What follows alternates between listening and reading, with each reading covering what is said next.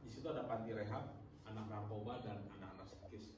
Dan saya punya 8 petak sawah, bayangkan, 8 petak sawah dengan 4 kolam.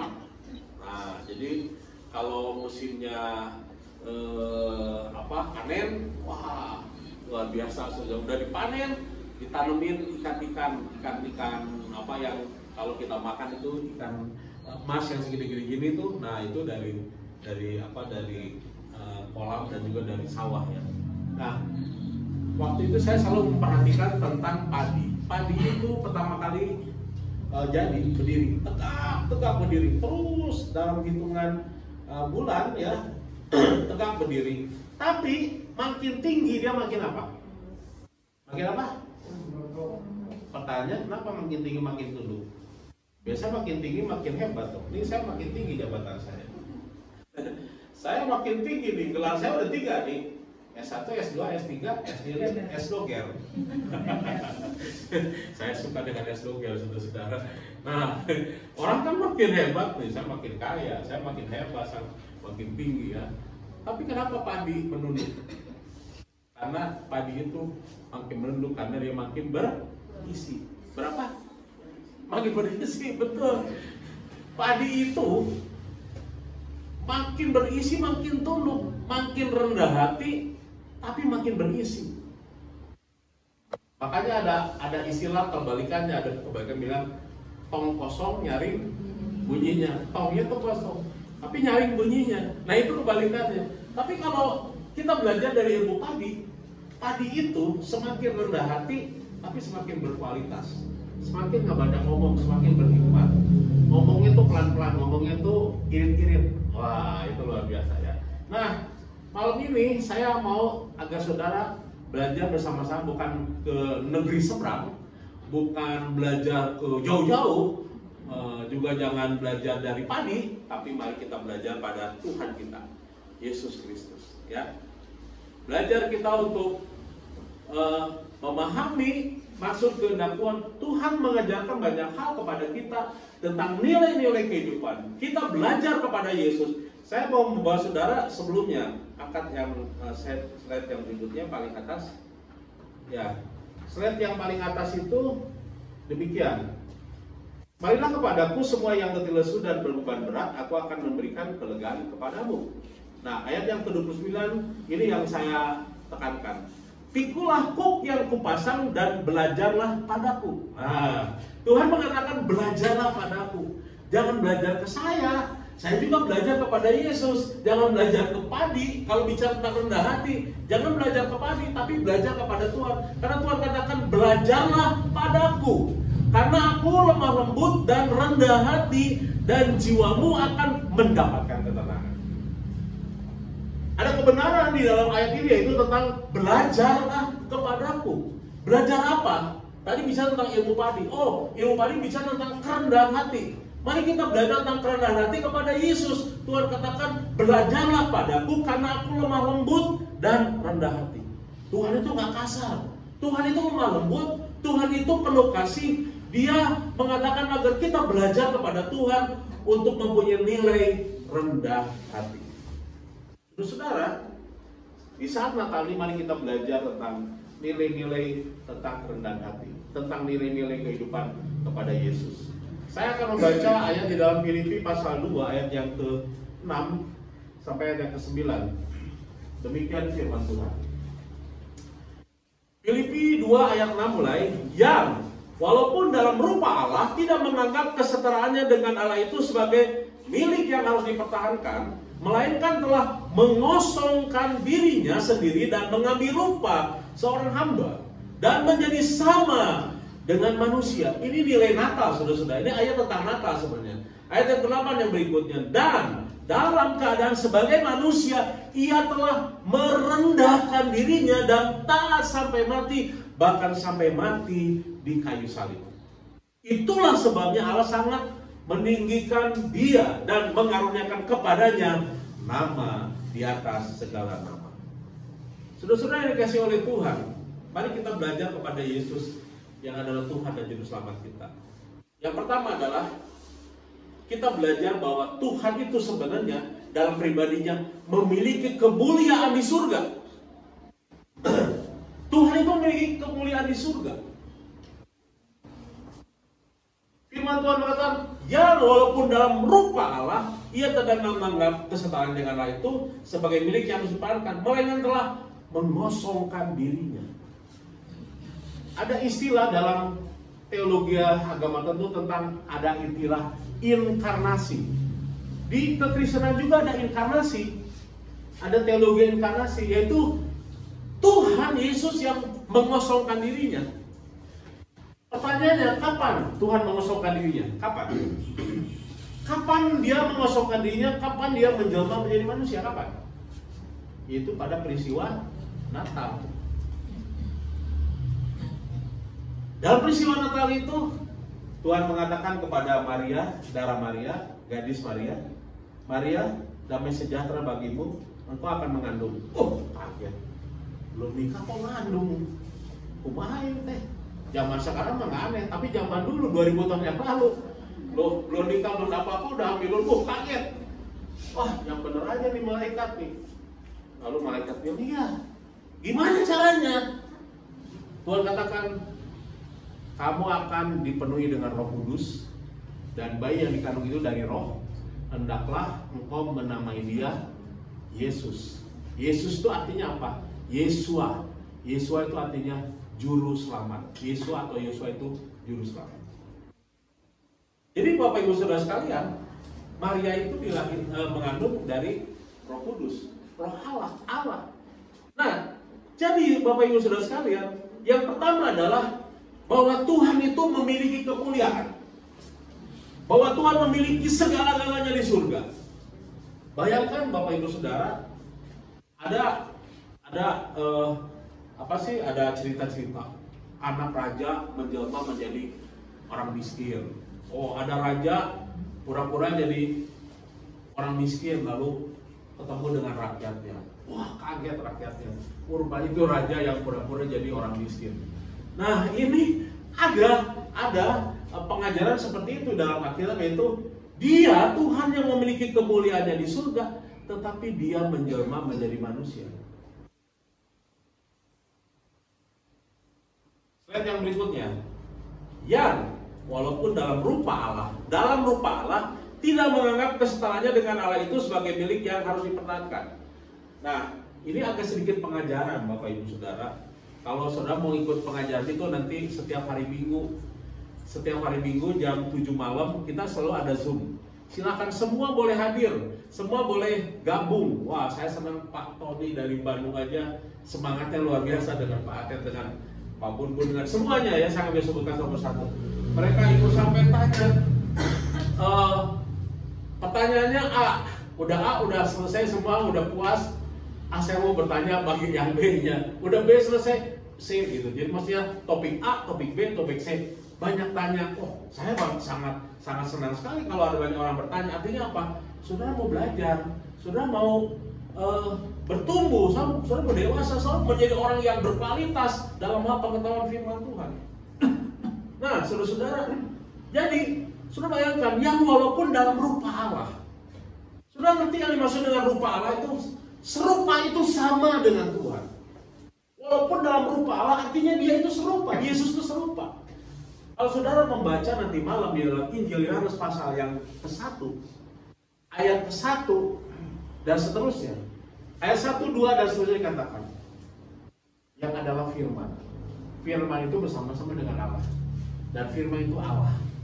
Firman itu adalah Allah. Firman itu bersama-sama dengan Allah. Lalu firman itu menjelma menjadi manusia. Firman itu adalah Allah. Firman itu bersama-sama dengan Allah. Lalu firman menjelma menjadi manusia. Nah, nanti kita akan ke sana. Tapi di sini katakan rupa Allah. Rupa Allah itu siapa? Yesus itu yang adalah rupa Allah. Tadi saya katakan dia meninggalkan kemuliaan dari di surga yang dia miliki. Dia itu punya mahkota kemuliaan. Dia punya kebesaran, kejayaan, kehebatan, kedahsyatan. Dia itu raja, tapi di atas segala raja. Dia Tuhan, di atas segala Tuhan.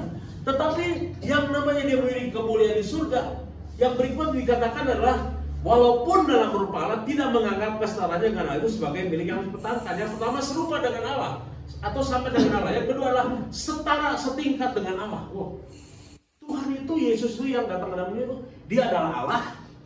Dia itu serupa sama. Yang kedua adalah dia setingkat sama dengan Allah. Lalu yang ketiga, dia memiliki kemuliaan Tuhan. Kalau sampai itu ada istilah, karena dia itu maha kuasa, dikatakan engkaulah yang mempunyai kerajaan dan kuasa dan kemuliaan sampai selama-lamanya.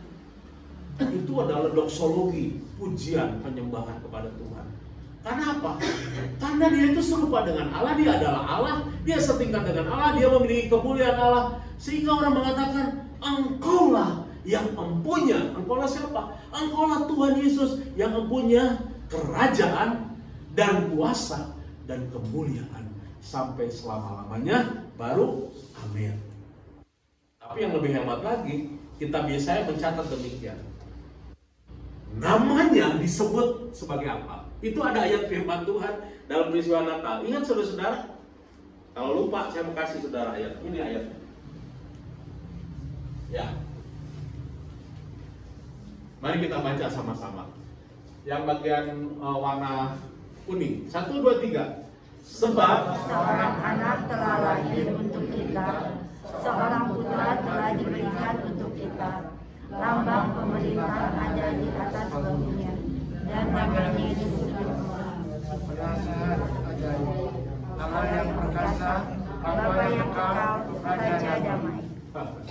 Ini ayat itu seringkali dikutip ya. Kalau saudara dengar peristiwa-peristiwa Natal, ini ayatnya disebut. Dia itu maha di atas segala-galanya. Dialah punya kerajaan dan kuasa dan kemuliaan sampai selamanya. Lalu dia meninggalkan itu, lalu dia menjelma menjadi manusia. Akhirnya orang menyebut sebagai apa?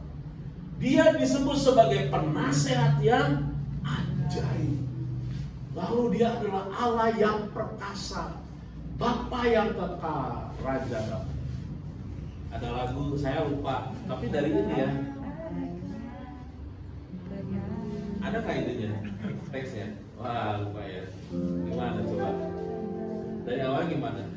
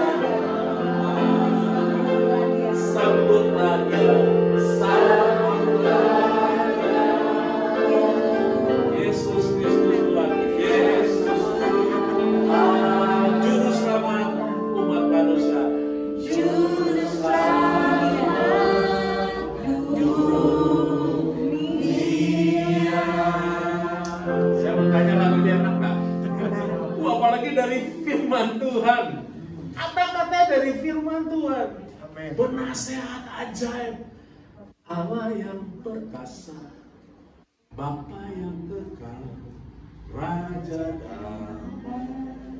Sambutlah Dia, Yesus Tuhan, Juru Selamat dunia, Juru Selamat dunia. Saya mau tanya, juru parkir ada berapa di Garut? Juru mudi ada berapa di Garut? Juru selamat di Garut ada berapa? Satu-satunya. Dia adalah Bapa yang kekal, Raja damai. Wah, luar biasa, saudara. Saya harus mengejar dengan waktu yang ada. Yang kedua adalah dia meninggalkan zona kemuliaan. Kalau kita dengar istilah apa? Wah, saya meninggalkan zona kenyamanan. Saya biasa hidup nyaman. Saya biasa makan dimasakin. Saya biasa baju disetrika, dicuci, tinggal pakai. Waktu kuliah, waktu jadi mahasiswa, aduh, baju numpuk. Dulu mah masih bisa cuci bajunya. Kalau sekarang itu, zaman masih sekarang itu, pulang bawa ransel isinya baju cucian, baju kotor, saudara. Ya, dulu kalau kami jadi mahasiswa 4 tahun itu kerjanya apa? Ya selain nyetrika, ngepel, tapi juga cuci baju, digembrengin. Ya, kadang-kadang ada mahasiswa yang satu loyang itu isinya baju 1 minggu, sampai udah bau gitu. Ini baju siapa satu loyang? Udah mulai bau, udah 3 hari dikejep, direndam. Baunya luar biasa. Lalu pasti ditanya itu oleh dosennya. Ini baju siapa nih? Mahasiswanya harus segera mencuci dan mengerjakannya. Nah, Bapak Ibu Saudara sekalian yang dikasih oleh Tuhan, firman Tuhan yang kedua adalah meninggalkan zona kemuliaan. Yesus itu meninggalkan zona kemuliaan. Tadi katakan bahwa dia setara dengan Allah dan dia menjelma menjadi manusia. Artinya apa? Harga dirinya, kemuliaannya sebagai Allah, dia tinggalkan. Kadang-kadang kita ini punya harga dirinya tinggi banget, saudara. Tahu nggak? Saya ini anak Raden loh. Raden mana? Raden Diponegoro atau Raden Mata. Tahu nggak? Saya ini anak raja loh. Saya ini di sana di kampung halaman saya ini, saya anak kepala suku loh. Wah, luar biasa. Nah, yang kedua adalah meninggalkan zona mulia atau meninggalkan zona nyaman. Tuhan itu nyaman di surga. Dia punya segala-galanya. Tetapi pertanyaannya, firman Tuhan mengatakan apa? Melainkan telah mengosongkan dirinya sendiri dan mengambil rupa seorang hamba dan menjadi sama dengan manusia. Mengapa dia mengosongkan diri? Mengapa dia berinkarnasi? Mengapa, saudara-saudara? Saya mau tanya kepada saudara, mengapa? Alasannya apa? Bisa saudara kasih alasan? Mengapa sih Tuhan mau menjelma menjadi manusia? Mengapa Allah itu datang kepada manusia? Allah itu datang dalam hidup manusia untuk menyelamatkan, untuk mengasihi kita, untuk menebus dosa kita, untuk merubah hidup kita semakin baik, untuk memberkati kita. Banyak hal yang Tuhan melakukan. Tetapi firman Tuhan mengatakan dia telah mengosongkan dirinya dan mengambil rupa seorang hamba. Dia meninggalkan kemuliaannya di surga, Bapak Ibu. Seringkali kalau kita ini mau meninggalkan zona nyaman, aduh saya udah nyaman, tapi tahu-tahu sekarang saya udah nikah, atau saya udah kerja, atau saya udah kuliah, aduh biasanya enak di rumah, serba ada, makanan disiapin, tapi sekarang harus masak, harus beli ke nasi padang atau ke restoran itu dan sebagainya. Waduh, susah ya ninggalin zona nyaman di rumah yang enak. Tidak seperti itu dengan Tuhan. Dia meninggalkan zona mulia atau zona nyaman di surga dan dia menjelma menjadi manusia. Dia mengosongkan dirinya dan menjelma menjadi manusia. Dan dia merendahkan dirinya. Slide yang berikutnya. Ya, kita pada istilah rendah hati atau rendah diri. Di hadapan manusia, kita harus rendah diri dan rendah hati. Rendah diri dan rendah hati di hadapan Tuhan. Tapi di hadapan manusia nggak boleh rendah diri. Tapi harus rendah hati, beda ya. Di hadapan Tuhan rendah diri dan rendah hati. Tapi di hadapan manusia nggak boleh rendah diri, nggak boleh minder, nggak boleh kehilangan kepercayaan. Saudara-saudara punya konfidensi yang tinggi. Rendah hati punya keyakinan diri, rendah hati tapi punya keyakinan diri. Tapi di hadapan Tuhan semuanya kita rendah. Saya dan saudara rendah di hadapan Tuhan. Kita ini nggak ada apa-apanya. Rendah hati dan rendahkan diri.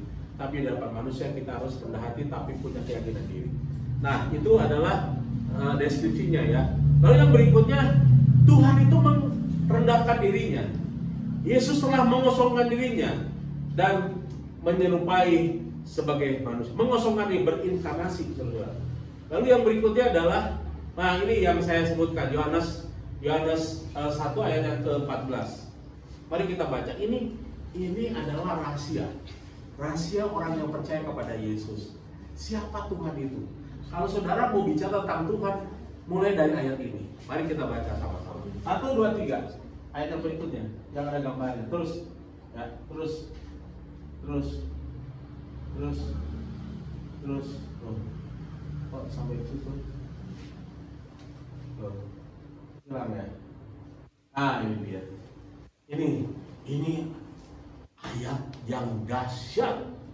Ya, mari kita baca sama-sama. 1, 2, 3. Firman itu telah menjadi manusia dan diam di antara kita, dan kita telah melihat kemuliaannya, yaitu kemuliaan yang diberikan kepadanya sebagai anak tunggal Bapa, penuh kasih karunia dan kebenaran.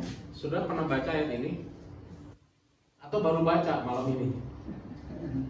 Waduh, kalau baru baca malam ini, saudara, ini bukan nemu durian jatuh, bukan.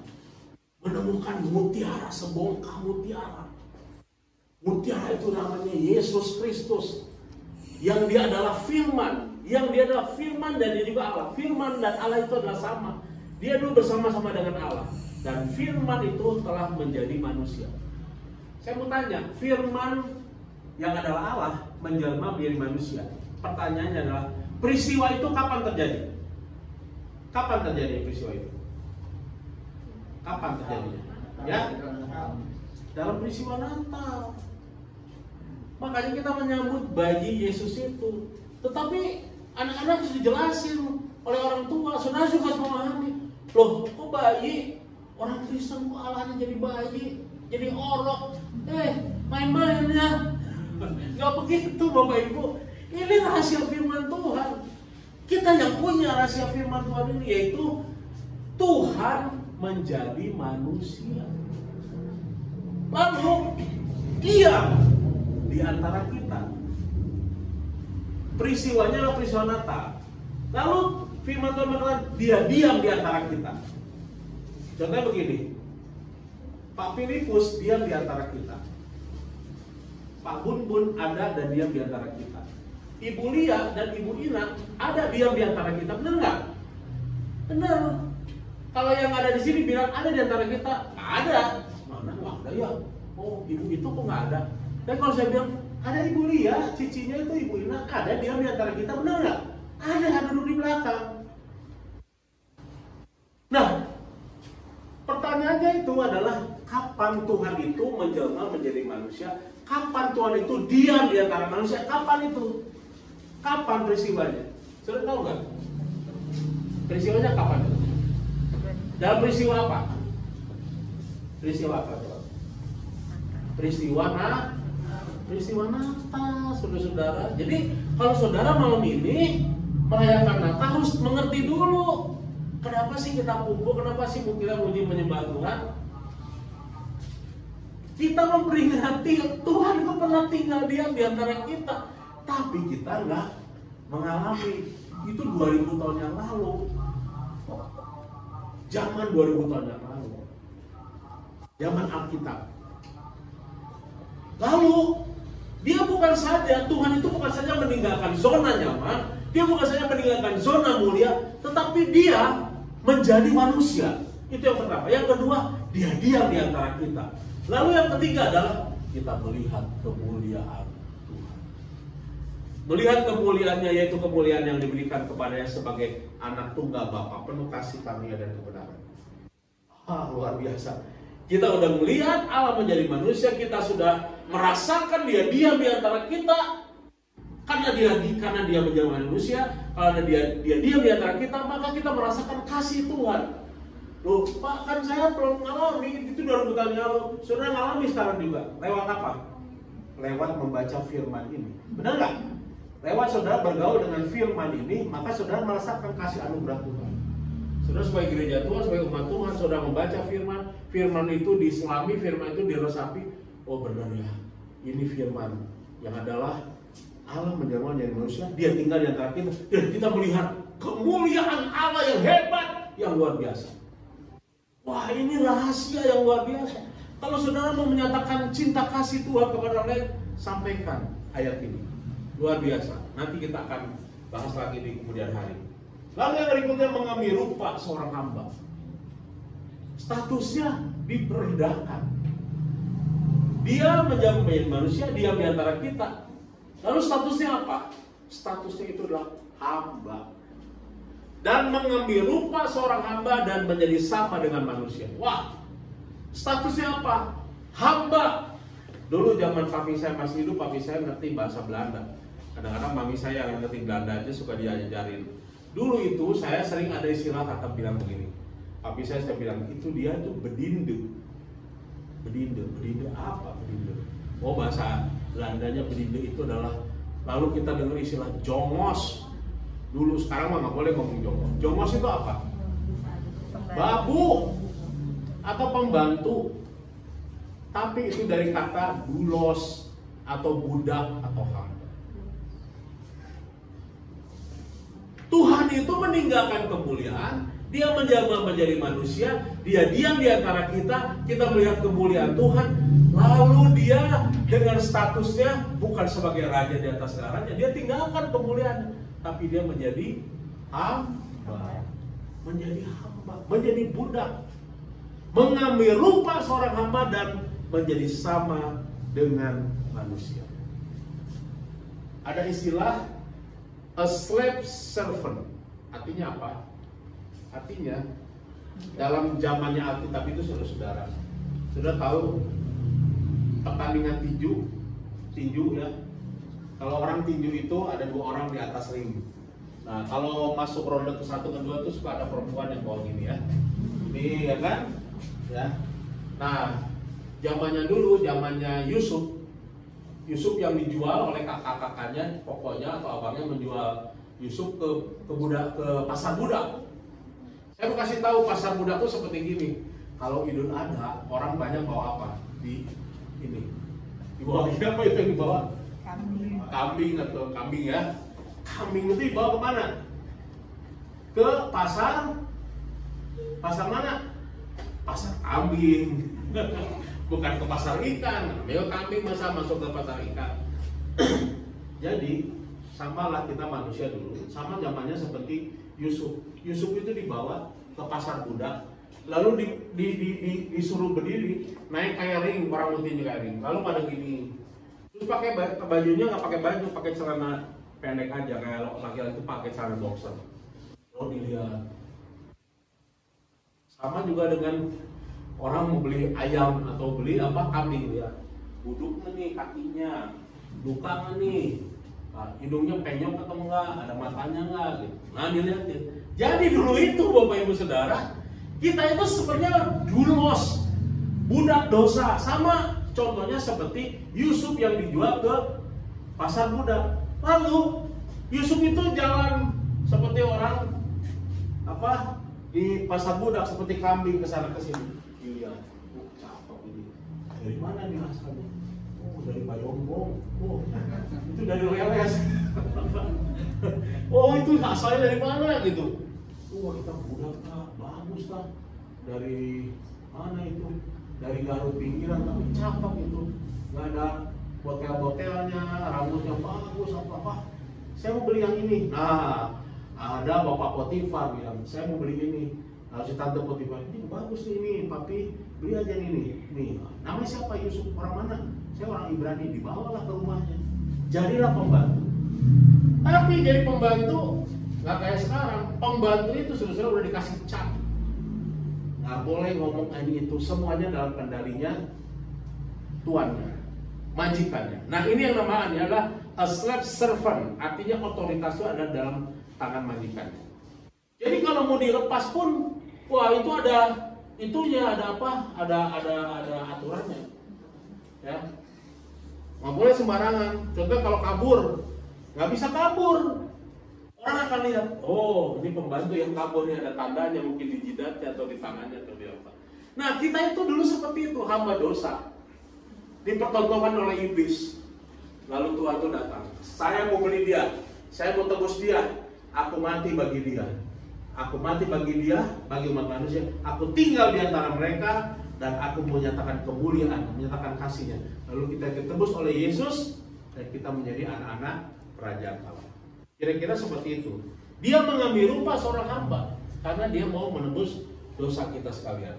Lalu yang berikutnya dia mau berkorban taat sampai mati. Dan dalam keadaan sebagai manusia ia telah merendahkan dirinya dan taat sampai mati, bahkan sampai mati di atas kayu salib.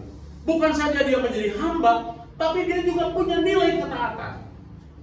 Bapak Ibu sudah dikasih oleh Tuhan, jangan kita menjadi anak Tuhan yang gayanya seperti majikan, sebagai bos. Padahal Tuhan katakan aku datang untuk melayani atau dilayani? Melayani. Tuhan datang untuk melayani, bukan untuk dilayani. Tapi jangan kita punya karakter seperti orang lain itu jauh, nggak ada di garis jauh di sana tuh, ujung mana sana, jauh lah pokoknya. Kita harus menjadi hamba melayani sesama, melayani satu dengan yang lainnya. Kalau berduka kita sama-sama ikut berduka, kalau bergembira kita sama-sama bergembira dengan saudara-saudara seiman. Nah, Tuhan juga mau berkorban. Bukan saja dia menjadi hamba melayani, tapi juga dia mau berkorban. Kadang-kadang melayani itu adalah korban perasaan. Aduh, saya udah mau ke gereja rajin-rajin tuh ada yang ngomong tuh, pura-pura sok suci, pakai baju putih kayak Jokowi aja, pakai baju putih setiap hari, sok suci. Ada aja yang ngomongin gitu. Padahal kita mau berbuat baik, saudara-saudara. Itu korban perasaan. Digosipin, ngomongin. Nggak usah pusing. Yang penting kita benar di hadapan Tuhan, kita mengasihi Tuhan, kita melayani Tuhan dengan sungguh-sungguh. Artinya itulah berkorban. Yesus saja menjadi hamba dan berkorban melayani kita satu dengan yang lainnya. Yang ketiga adalah dia datang untuk misi pelayanan yang mulia. Dia datang memang untuk melayani. Dia datang dengan misi pelayanan yang mulia, saudara. Dia mengambil rupa seorang hamba dengan rendah hati, dia melayani kita. Itu yang tadi saya katakan. Dia datang bukan untuk dilayani, tetapi untuk melayani Tuhan. Lalu mari kita akan lihat yang berikutnya. Yang keempat adalah dampak dari kerendahan hati. Setelah Yesus melakukan semuanya itu, tadi yang pertama, kedua, dan ketiga, dia adalah Allah penuh dengan kemuliaan. Di atas bahunya ada pemerintahan, ada kuasa dan kemuliaan. Lalu dia merendahkan dirinya, menjelma menjadi manusia, lalu menjadi hamba, lalu dia mau berkorban di atas kayu salib. Pertanyaannya adalah, apa upahnya? Tuhan nggak minta upah, enggak. Tapi ada dampak dari kerendahan hatinya. Ayat 9, 10, dan ke-11. Mari kita akan baca ayat ini. 1, 2, 3. Itulah sebabnya Allah sangat meninggikan dia dan mengaruniakan kepadanya nama di atas segala nama, supaya dalam nama Yesus bertekuk lutut segala yang ada di langit dan yang ada di atas bumi dan yang ada di bawah bumi, dan segala lidah mengaku Yesus Kristus adalah Tuhan bagi kemuliaan Allah Bapa. Wah, luar biasa. Saya kasih poin-poinnya yang warna biru, ya. Ini dampak dari anak-anak Tuhan yang merendahkan hatinya di hadapan Tuhan dan di hadapan Tuhan. Yesus sudah mengajarkan, tadi katakan demikian, belajarlah daripadaku. Itu kata Yesus, belajar daripadaku. Marilah kepadaku yang letih lesu dan berat, aku akan berikan kelegaan kepadamu, dan belajarlah kepada aku yang lemah lembut. Itu kata Yesus. Belajarlah kepadaku yang lemah lembut dan rendah hati. Tuhan katakan belajar, mari kita belajar kepada Yesus. Apa yang Yesus pernah berbuat, itu yang saya sampaikan. Lalu apa dampaknya? Apa yang Yesus dapatkan? Tuhan Yesus nggak minta. Tetapi bagaimana kuasa dan kemuliaannya dia dapatkan kembali. Setelah dia mati, bangkit naik ke surga, dia mendapatkan kemuliaan. Dia kembali ke Bapa di surga. Dia kembali ke surga. Sama seperti anak-anak Tuhan. Orang Kristen pulangnya kemana? Oh, pulangnya itu ke kampung halaman, ke Ambon atau ke Manado. Oh enggak, orang Kristen tuh pulangnya kalau mati pulangnya kemana? Ya, surga. Makanya orang Kristen tuh kalau meninggal apa? Telah pulang ke rumah Bapak, bukan rumah tetangga. Telah pulang ke rumah ibunya di sana di Ciawi. Oh enggak, telah pulang ke rumah Bapak di surga. Sementara saya ada di sini, tadi jam 8.22 ada jemaat saya yang usia 78 tahun meninggal dunia. Jam yang sama baru mulai 12 menit kami mengadakan ibadah penghiburan di Sukabumi. Saya di sini sama Ibu Rosi. Tapi di sana ada tim, namanya tim kedukaan. Nah, saudara ini orang Garut ini harus punya tim kedukaan. Nah, saudara punya tim kedukaan. Wah, siapapun, wah, itu dia sakit. Kan sini ada rumah duka. Oh, itu keluarga itu, marga itu, saya itu, keluarga itu, rumahnya sini. Oh, dia sakit. Karena kita kenal, ayo kita datangin. Apa yang bisa kita lakukan? Kita kasih penghiburan. Datanglah di saat-saat kedukaan, hiburkan. Nah, saudara-saudara, saya di sana itu satu keluarga itu cuma 25.000 satu bulan. Tapi nanti kalau meninggal dapat apa? Yang pasti dilayani oleh saya. Dari lahir sampai meninggalnya, gereja itu punya tanggung jawab. Benar Bapak Ibu Saudara, saya punya pengalaman. Coba bayangin, saya mau kasih gambar demikian, ya. Waktu ada ibu-ibu mau melahirkan, yang dipanggil apa? Bidan, paraji, dokter. Tapi sebelumnya ke sana ngapain dulu? Telepon dulu sama Tuhan. Tolong doakan istri saya mau melahirkan. Wah, kalau istri saya itu selalu nemenin sampai melahirkan, Ibu Rosi nemenin. Sampai bantuin dokter melahirkan. Kalau pria kan nggak boleh ya. Nemenin melahirkan. Udah nemenin melahirkan, udah lahir. Sudah lahir apa? Jadi anak kita kan bayi kan, udah bayi diapain? Penyerahan anak. Wah, dari lahir aja didoain sama pendeta sama gereja. Penyerahan anak, udah penyerahan anak, udah remaja diapain? Baptis. Siapa yang baptis? Pak RT. Pendeta gereja. Nah, dibaptis. Udah pemuda, udah kuliah selesai, kerja, punya pacar, ngapain? Nikahin sama siapa? Pak Lurah. Siapa? Pendeta juga, gereja juga dipanggil, dinikahkan. Sampai usia tua. Meninggal menutup mata, siapa yang dipanggil? Tukang kubur. Hamba Tuhan juga, gereja juga. Jadi saudara ini punya peranan yang strategis. Saudara sebagai saudara seiman, satu kota, mari kita memperhatikan satu dengan yang lainnya dengan rendah hati, sama seperti Yesus. Ketika kita main satu dengan yang lainnya, Tuhan katakan, yang pertama, Tuhan itu sangat ditinggikan. Itulah sebabnya Allah sangat meninggikan dia dan mengaruniakan padanya nama di atas segala nama. Wah, nama di atas segala nama. Di sini saudara punya nama kan? Tuh hebat tuh namanya orang itu. Namanya hebat. Oh, namanya hebat. Kenapa? Karena dia jago, dia pintar. Oh, dulu namanya hebat. Siapa? B.J. Habibie. Oh, dulu ada namanya Presiden Soeharto. Hebat. Oh, sekarang Bapak Jokowi, Presiden Indonesia. Hebat. Waduh. Sampai-sampai di NTT itu patungnya B.J. Patungnya Jokowi itu satu kampung dibawa dari lembah sampai ke atas, sampai ke bukit, lalu sana udah ada tempatnya, lalu didirikan. Udah kayak dewa aja tuh Jokowi di sana. Di Papua tuh, wah Jokowi dihormati. Karena apa? Dia punya namanya hebat luar biasa. Tapi yang lebih hebat itu adalah Yesus, karena dalam diri Yesus ada nama di atas segala nama. Amin. Segala lidah akan mengaku, segala lutut bertelut mengaku, mengatakan Yesus Kristus adalah Tuhan. Wah. Lalu yang berikutnya, semua orang bertekuk lutut yang ada di bawah, yang ada di langit, yang ada di atas bumi, dan yang ada di bawah bumi. Dan segala lidah mengaku Yesus Kristus adalah Tuhan.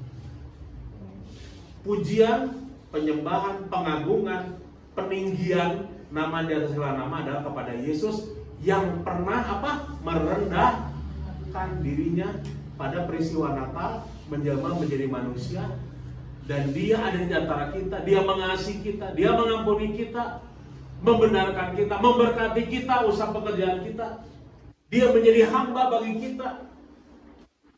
Kalau sakit kita berdoa, minta kepada Tuhan Yesus. Kalau nggak punya duit, minta sama Tuhan Yesus. Jangan kalau nggak punya duit, Yesus dianggap bang. Jangan waktu sakit, Yesus dianggap dokter. Doa setiap hari, Tuhan kasih kekuatan kesehatan. Lagi sakit, biasanya kalau pelayanan di rumah sakit paling hebat, ya nyerahlah, pokoknya nyerah. Semua obat sakit apa obat, siapapun yang ngedoain, saya mau siap. Coba kalau ke rumah sakit, pengen rumah sakit mau didoain, mau, nggak pikir itu siapapun. Nah, karena udah nyerah lah, ya. Nah, saudara-saudara dikasih oleh Tuhan, saya akan mengakhiri khotbah saya. Saya tidak akan memperpanjang walaupun ada poin lain yang lagi, tapi saya cukupkan sampai di sini saja. Bagaimana Tuhan dimuliakan? Karena apa? Karena Dia telah merendahkan dirinya, menjelma menjadi manusia di dalam peristiwa Natal, tetapi Tuhan meninggikan Dia di atas segala-galanya. Kita belajar, hidup kita, karakter kita seperti Yesus. Yang pertama, Dia tidak menganggap dirinya itu hebat, mulia. Dia meninggalkan kemuliaan, Dia meninggalkan jabatannya, Dia meninggalkan apa yang dimiliki kemuliaan. Oh, kemuliaan itu mungkin seperti perhiasan, jabatan, atau mungkin punya gelar. Nggak peduli, Tuhan nggak peduli. Mari kita akan belajar seperti Yesus. Lalu yang berikutnya, Dia rendah hati. Dia menjelma menjadi manusia, Dia diam di antara kita. Dia menjadi hamba, Dia taat sampai mati, dan Dia melayani kita, dan Dia mau berkorban bagi kita. Tapi ketika Dia berkorban, Dia taat sampai mati, Tuhan yang ajaib, Dia bangkit dari kematian, lalu Dia naik ke surga. Sehingga firman Tuhan mengatakan, di atas namanya, nama segala nama, semua lidah akan berteluh, semua mulut akan berteluh, mengaku, mengatakan Yesus adalah Tuhan. Amin. Bagi kemuliaan Tuhan, semua kita mengaku, mengatakan Yesus adalah Tuhan di atas segala-galanya. Mari kita agungkan Tuhan. Yesus adalah Tuhan di atas segala-galanya bagi kita. Haleluya. Mari kita akan tundukkan kepala. Kita merenungkan di dalam malam Natal ini, kita merenungkan akan anugerah Tuhan. Dia meninggalkan kemuliaan. Dia menjelma menjadi manusia. Dia menjelma menjadi hamba, melayani, taat sampai mati di atas kayu salib. Tetapi Allah meninggikan Dia ketika Dia bangkit di dalam kemuliaannya.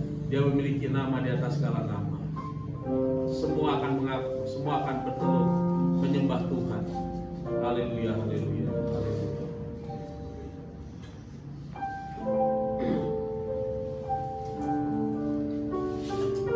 Mari kita akan mulai berdoa masing-masing di hadapan Tuhan.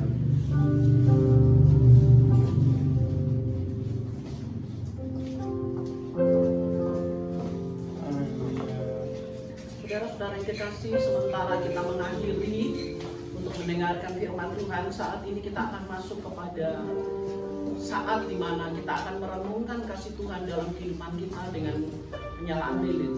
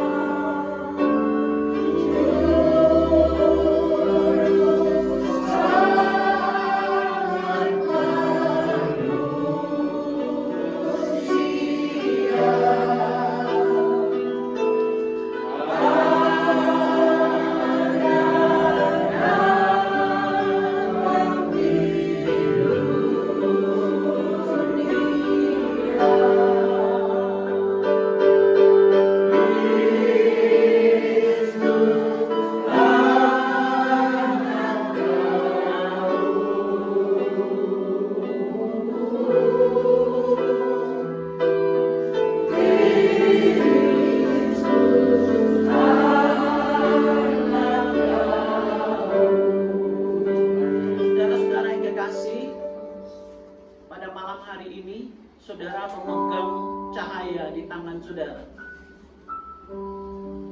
Beberapa tahun yang lalu, beberapa di antara saudara masih utuh dengan keluarga. Tetapi karena pandemi, karena masalah-masalah penyakit, kita mulai kehilangan orang-orang yang kita kasihi. Hari ini dunia masih bergumul dengan pergumulan masalah pandemi. Satu hal Allah mau supaya kita menghargai kehidupan kita. Tuhan mau agar kita benar-benar bergantung kepada Tuhan dalam hidup. Karena kita tidak pernah tahu kapan sinar dalam kehidupan kita akan mati. Tetapi kita akan berada dalam kemuliaan yang tak terhampiri dan kemuliaan yang kekal. Oleh sebab itu saudara-saudara, selama masih ada waktu, selama masih ada kesempatan, mari kita membuat komitmen yang baru di hadapan Tuhan. Kita akan menjadi orang Kristen yang berbeda, yaitu anak-anak Allah yang karakternya benar-benar dibaharui karena mengenal Tuhan. Anak-anak Tuhan yang sepakat memiliki fondasi hidup hanyalah kasih dan digerakkan oleh kasih, berjalan dituntun oleh kasih, memandang segala sesuatu dengan cara kasih. Hidup ini singkat. Oleh sebab itu saudara-saudara, mari kita benar-benar menghargai waktu ini. Kita menyerahkan hidup kita ke dalam tangan Tuhan. Sebuah perenungan yang benar-benar kita harus minta Tuhan mengisi hati kita. Apakah kelak tahun 2022 kita masih memegang sebuah lilin yang menyala di tangan kita dan menyanyikan lagu Malam Kudus? Ataukah kita sudah tidak bisa melakukannya? Oleh sebab itu mari kita menghargai kesempatan ini. Saya minta saudara-saudara akan memegang lilin ini dengan dua tangan. Kita akan berdoa bersama-sama pada saat ini.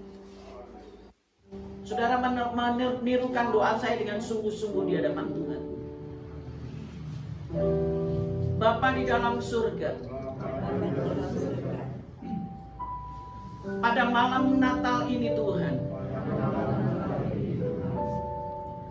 kami mau mengenal Engkau sungguh-sungguh sebagai Tuhan. Bukan sekedar saya Kristen, tetapi saya mengalami perjumpaan dengan Tuhan yang mengubah hidup saya.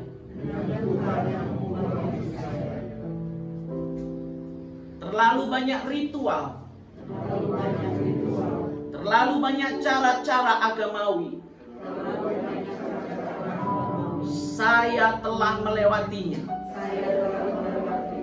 Hari ini Tuhan, saya hanya ingin satu hal, yaitu hubungan yang dekat dengan Engkau. Tuntunlah saya Roh Kudus, sehingga hidup saya dipimpin oleh kasih Kristus sepanjang umur hidup saya. Saya mau menyerahkan hari-hari, waktu-waktu, tubuh, jiwa, dan roh saya menjadi milik Kristus, dipimpin oleh Roh Kudus. Di dalam nama Tuhan Yesus, damai sejahtera Allah yang melampaui segala akal akan menjagai hati saya, menjagai pikiran saya, menjagai hidup saya.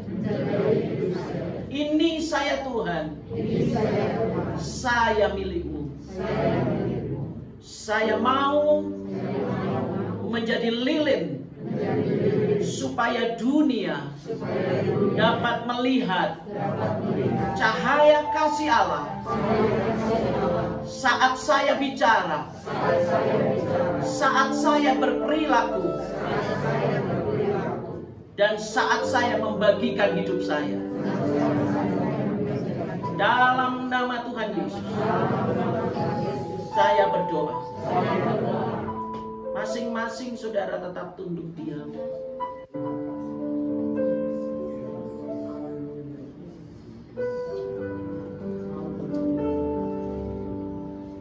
Saudara-saudara, malam hari ini hargailah dengan sangat-sangat khusus orang-orang yang ada di sekitar saudara. Malam hari ini saya mau kita akan melakukan sesuatu. Saudara tidak perlu berjabatan tangan, tetapi saudara akan membuka mata dan kemudian saudara akan saling menepuk bahu dan berkata, mari kita berubah dengan cara Tuhan. Tolong saudara katakan kalimat ini. Mari kita berubah dengan cara Tuhan. Mari kita berubah dengan cara Tuhan. Sekarang saudara akan tepuk bahu saudaramu yang lain dan katakan, mari kita berubah dengan cara Tuhan. Mari saudara silakan.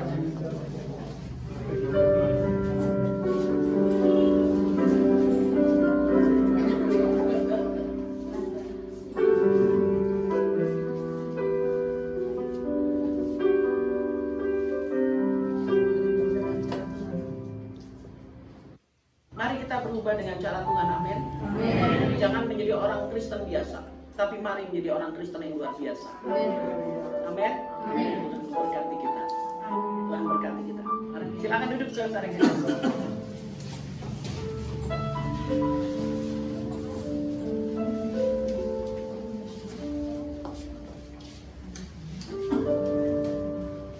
Ayo saudara-saudara, saat ini kita akan masuk kepada bagian di mana kita akan memberi bagi Tuhan. Saya berharap saudara tidak menganggap ini sebagai satu ritual. Dalam kehidupan perjalanan Kristus, Kristus telah mengajari kepada kita untuk memberi. Dan kita akan bersama-sama pada saat ini akan berdoa minta supaya Tuhan memberikan kepada hati kita kesukaan untuk memberi bagi Tuhan. Mari kita berdoa terlebih dahulu sebelum kita akan mengambil kolektor. Dan setelah itu kita akan nyanyikan lagu Hai Mari Berhimpun. Mari kita berdoa. Bapa di dalam surga, terima kasih buat kesempatan ini. Kami melakukannya dengan penuh hormat kepadamu ya Bapa, karena Engkau telah mengajari kami bagaimana Engkau memberikan yang terbaik bagi kehidupan kami, yaitu hidupmu sendiri. Dan kami berdoa saat ini Kau memberkati uang-uang kami Bapa yang akan dipakai buat pekerjaan Tuhan. Di dalam nama Tuhan Yesus kami melakukannya dengan sukacita. Kami melakukannya dengan sukacita karena Allah kami baik. Yesus itu sungguh baik. Terima kasih Bapak. Dalam nama Tuhan Yesus kami berdoa. Haleluya. Amin. Hai mari berdoa.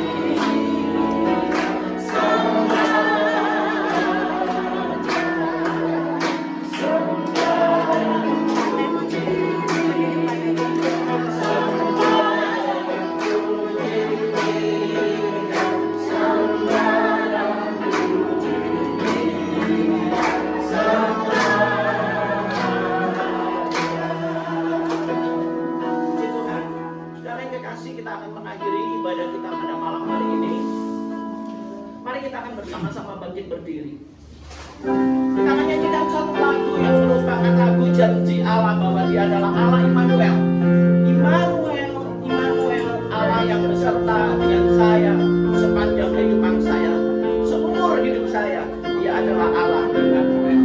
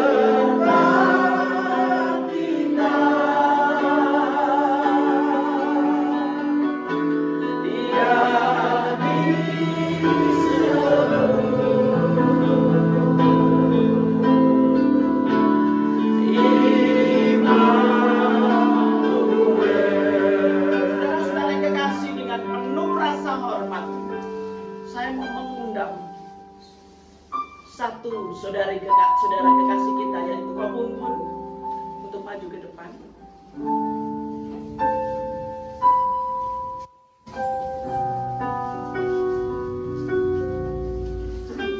Kita akan berdoa buat Ko Bun Bun.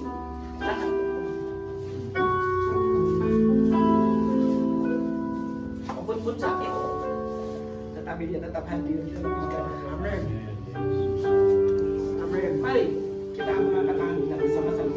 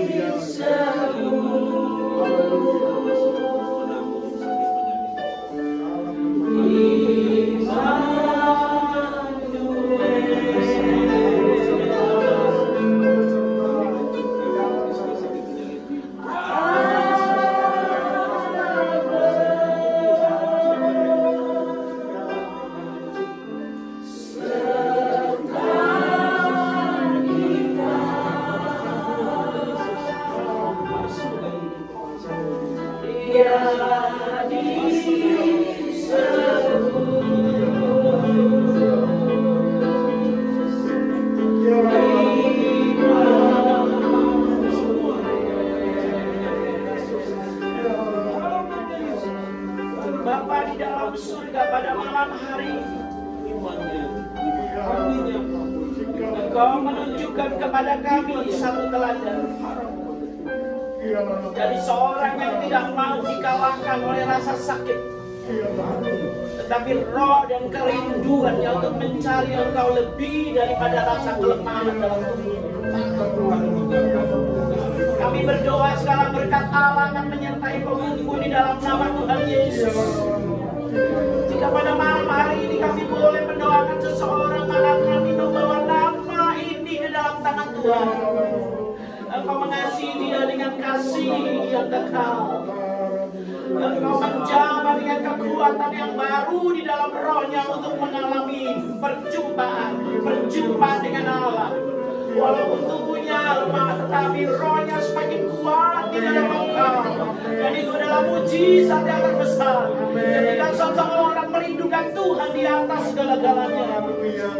Bapak, kami berdoa saat ini segala berkat Allah, perlindungan, kasih sayang, kasih karunia Tuhan akan tercurah di atas pembunuhan keluarga. Kami berdoa Tuhan di malam Natal ini Tuhan. Kami menyerahkan juga semua kerinduan-kerinduan kami ke dalam tangan Tuhan. Engkau mengasihi kami Bapa, Engkau mengasihi kami dengan kasih yang besar. Oleh sebab itu kami mau menghargai kehidupan kami Bapa. Kami mau mencari Engkau lebih daripada semua pencarian kami akan apapun di dalam dunia ini. Karena semuanya akan kami tinggalkan. Karena semuanya mudah sekali berubah.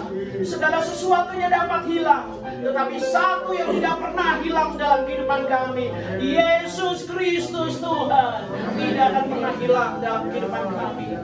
Berkatilah kami semua Bapa yang telah mengikuti ibadah ini. Kami bersyukur dan kami menyerahkan Kau Bumbun dan bersama dengan keluarganya. Kami menyerahkan kami semua ke dalam tangan Tuhan. Dengan hati kami mengarah kepada-Mu ya Tuhan. Kami akan mengakhiri ibadah ini Tuhan. Kami bersyukur karena Engkau hadir. Saudara-saudara, kita akan menerima doa berkat. Ketika doa berkat nanti sudah terima, maka kita akan menyanyikan lagu doa Yabes. Kiranya Engkau Tuhan memberkati dan memperluas daerah, memperluas pengaruh-pengaruh kami. Engkau tidak akan membuat kami sakit dengan kepahitan di dalam kehidupan, tetapi kami akan dibebaskan.